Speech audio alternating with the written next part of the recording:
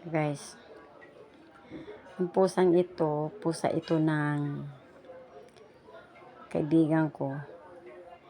Nakakarating siya dito para uminom. Nakakaawa naman. Hindi naman siya nangangaway. Ayan siya, oh. Natatakot lang ako na hindi ko siya paliguan ko saan dahil ang dumi-dumi. Tingnan mo, oh. Ang dumi-dumi na niya. Yan. Hindi ko lang, ayaw ko rin ito hawakan para paliguan kasi baka maya mangagat. Baka hindi sanay sa akin ito. Aray ko. Oh. Ayan. Baka gusto niyang kainin, sisimutin itong pagkain ng, ayan, naninimot siya, oh.